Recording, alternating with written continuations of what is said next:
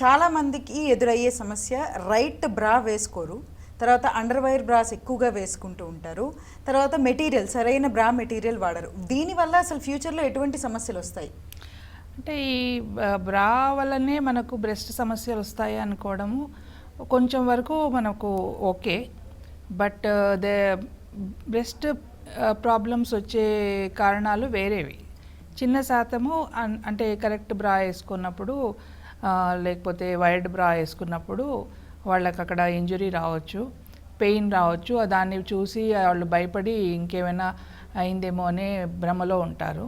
కానీ యాక్చువల్గా breast problems రెండు రకాలుగా ఉంటాయండి. అండ్ అవి రెండు రకాలది, ఒకటేమో క్యాన్సర్ టైపు, ఇంకోటేమో నాన్ క్యాన్సరస్.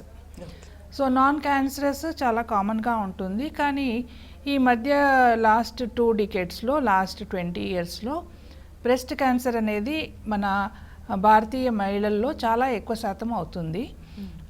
చాలా రకాల కారణం ఉన్నాయి. చాలా వరకు సిటీస్లో బ్రెస్ట్ క్యాన్సర్ ఇన్సిడెన్స్ చాలా ఎక్కువ అవుతుంది compare to the village. So బ్రా విషయం ఏంటంటే, ఒకటేమో డిస్కంఫర్ట్ ఉంటుంది కరెక్ట్ బ్రా వేసుకోకపోతే, sagging of the breast after due to ageing, తర్వాత లాక్టేషన్ అంటే పాలు ఇచ్చిన తర్వాత, ప్రెగ్నెన్సీ అయిన తర్వాత ఇట్లాంటి చేంజెస్ ఉంటాయి. కానీ వైడ్ బ్రా తోటి ఏంటంటే వాళ్ళకి ఒకటేమో పెయిన్ వస్తుంది, ఇంకోటేమో ఆ సపోర్ట్ కొంచెము ఇబ్బందిగా ఉంటుంది. కానీ దీనివల్ల మనకు బ్రెస్ట్ ప్రాబ్లమ్స్ ఎక్కువ రావడం కంటే మనము లైఫ్ స్టైల్ ఎట్లా అయితే చేంజ్ అయిందో దానివల్ల మనకు breast cancer, breast problems, both cancerous and non cancerous ఇవి ఎక్కువైనాయి. ఓకే. సో మోస్ట్ కామన్ మనకు ఎందుకు ఈ బ్రెస్ట్ హెల్త్ ఎఫెక్ట్ అవుతుంది ఈ మధ్యకాలంలో ఆడవాళ్ళల్లో, మన ముఖ్యంగా భారతీయ మహిళల్లో అంటే, ఒకటేమో ఒబేసిటీ.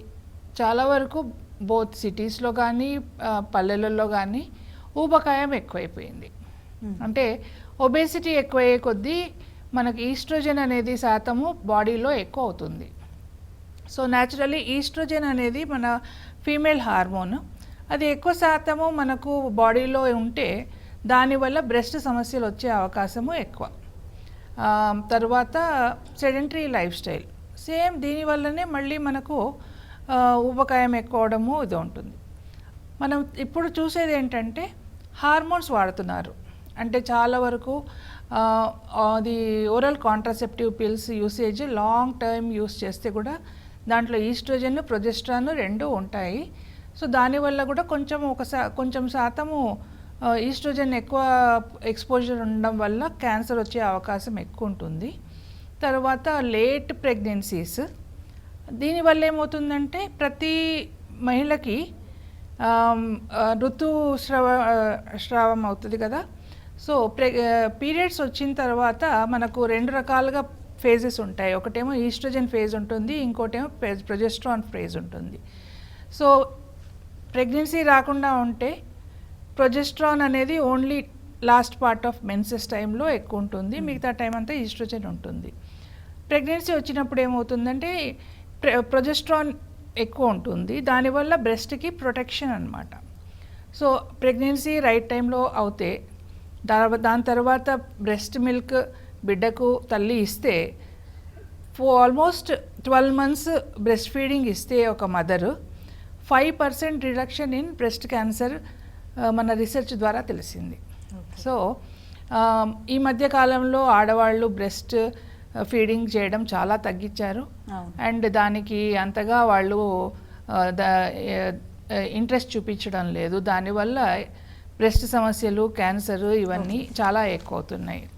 ఇవే కాకుండా అర్లీగా మనకు ఆడపిల్లల్లో పీరియడ్ స్టార్ట్ అయినా, లేట్ ప్రెగ్నెన్సీ అయినా, ఆర్ ప్రెగ్నెన్సీ లేని వాళ్ళకి, అన్మ్యారీడ్ ఇట్లా ఉన్న వాళ్ళకి, ఇట్లాంటి వాళ్ళల్లో along with obesity, high cholesterol, sedentary life style, hormonal exposure, ఇవి తర్వాత in addition to this early period start చేయడము, ఋతుస్రావం అర్లీగా వచ్చిందనుకోండి, 9 years 10 yearsకి ఈ మధ్య చూస్తున్నాం పిల్లల్లో.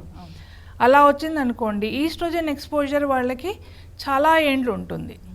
అదే 13-15 yearsలో ఉంది, 50 ఇయర్స్కి మెనోపాజ్ వస్తుంది. So number of years of oestrogen exposure తక్కువ ఉంటుంది, వాళ్ళల్లో బ్రెస్ట్ క్యాన్సర్ అనేది తక్కువ ఉంటుంది. అది కాకుండా hormones exposure due to various reason చేస్తున్నారు కాబట్టి దీనివల్ల కూడా ఈ బ్రెస్ట్ క్యాన్సర్ అనే రిస్క్ ఎక్కువ ఉంది.